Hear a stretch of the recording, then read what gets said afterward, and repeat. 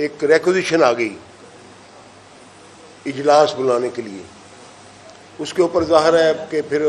ہمارا legal wing ہے اس کے ساتھ مشاورت کی گئی اور مشاورت کے بعد پھر آج وہ ریگولیشن جو تھی وہ جو کورم ہوتا ہے اس کے مطابق وہ کورم سے زیادہ لوگوں کی ریکوزیشن تھی. تو اس کے اوپر یہ طے پایا کہ تمام ممبران کو دعوت دی جائے اور ان کو ارجنٹ میٹنگ کے لیے بلوایا جائے. تو الحمدللہ آج 83 لوگ حاضر تھے اور ان سے طویل مشاورت ہوئی اور طویل مشاورت کے بعد اس میٹنگ کے اندر 5 ریزولوشن جو ہے وہ پاس ہوئے. اس کے اندر ایک ریزولوشن جو تھا وہ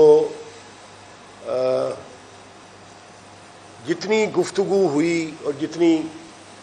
ساری ڈیٹیل حالات کے اوپر اور رویوں کے اوپر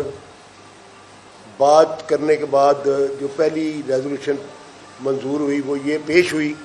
وہ یہ تھی کہ چونکہ حالات اس نیج پہ پہنچ چکے ہیں اور کچھ جو کارروائیاں 2 حضرات کی طرف سے بلکہ 3 حضرات کی طرف سے ہوئیں وہ پارٹی کے لیے بڑی نقصان دہ ثابت ہوئی ہیں. اور وہ اگر یہ کہا جائے کہ جو کسی جماعت کا مافی الضمیر ہوتا ہے اس کے بھی خلاف وہ ساری کارروائیاں تھیں. تو اس پہ پھر یہ طے پایا کہ ہمارے لیے بڑے محترم اور قابل احترام ہمارے میں بڑی مشکل سے یہ بات کہہ رہا ہوں. ظاہر ہے میرا تعلق بھی بڑا درینہ تعلق اس فیملی کے ساتھ بالخصوص چودھری شجاعت حسین صاحب کے ساتھ ہے اور رہا ہے. ان پارٹی کے معاملات پارٹی افیئرز ایک مختلف چیز ہے جس کے اندر یہ طے پایا تمام حضرات نے یونینیمسلی یہ ڈیسائیڈ کیا کہ چودھری شجاعت حسین صاحب کی صحت جو ہے اس کی وجہ سے ان کی فیصلوں کی استعداد جو ہے اس پہ اثر انداز ہو رہی ہے. اس لیے ان کو صدارت سے الگ کر دیا جائے اور جو سازش کر رہا ہے جو بندہ چودھری طارق بشیر چیمہ اور پارٹی کو اپنے ذات کے لیے اور اپنی کانسٹیچوئنسی میں اس کو داؤ پر لگانے پہ تلا ہوا ہے اس کو بھی فارغ کر دیا جائے. تو یہ ظاہر ہے یہ جو ایگزیکٹو باڈی ہوتی ہے اس کے فیصلے جو ہیں وہ فیصلے ہی تمام عہدیداروں کو ان کو طاقت فیصلوں کی طاقت اور اس کے اوپر عمل درآمد کی طاقت جو ہے وہ تجویز کرتے ہیں. یہی ادارہ ہے جس نے یونینیمسلی یہ فیصلہ کیا ہے کہ ان دونوں کو ان کے عہدوں سے فارغ کر دیا جائے اور فی الفور جو ہے پارٹی کے اندر الیکشن کروائے جائیں. تو اس کے اندر پاکستان مسلم لیگ کا آئین یہ کہتا ہے کہ اسپیشل حالات کے اندر اسپیشل ایک مرکزی جنرل کونسل کا اجلاس بلوایا جا سکتا ہے اور بالخصوص الیکشن پرپزز کے لیے تو وہی اجلاس بلایا جاتا ہے. ہمیشہ ہی میں چونکہ خود بھی 4 مرتبہ میں الیکشن کمیشن رہا ہوں, مرکزی الیکشن کمیشن رہا ہوں, تو یہ میرے پریکٹس میں رہا ہے کہ یہ 10 دن کے نوٹس کے اوپر یہ اجلاس ارجنٹ جس کو اسپیشل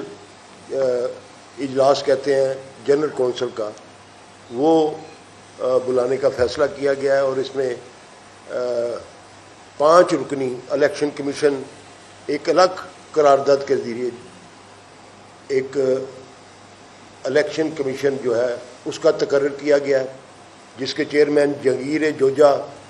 سینئر ایڈوکیٹ ہیں اور پاکستان کی نامور شخصیت ہیں، اور ہمارے مرکزی سینئر وائس پریزیڈنٹ بھی ہیں وہ، اور ایکٹنگ پریزیڈنٹ بھی ہیں لائز ونگ پاکستان مسلم لیگ کے، ان کو نامزد کیا گیا ہے۔ اور پھر ان کے ساتھ جو ہے وہ تقریباً ایک صحابہ کے علاوہ باقی جو پچھلے الیکشن میں الیکشن کمیشن تھا 5 رکنی، وہی اسی کو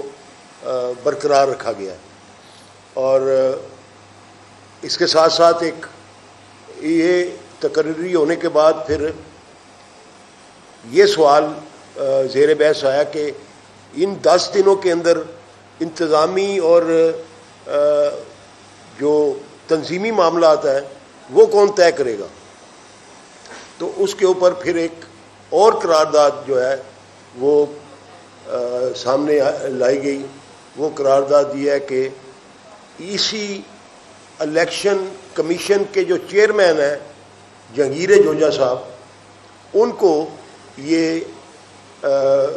منصب سونپا جائے کہ یہ ان 10 دنوں کے اندر وہ صدارتی اور سیکرٹری جنرل کے جو اختیارات تنظیمی اور انتظامی ہیں ان کو زیر عمل لاتے ہوئے اس کو پایہ تکمیل تک پہنچائیں الیکشن کی کارروائی کو۔ تو وہ قرارداد، اس کے بعد ایک قرارداد جو ہے وہ آج بڑی اہم قرارداد تھی، وہ یہ کہ کسی خوشگوار صورتحال سے بچنے کے لیے جو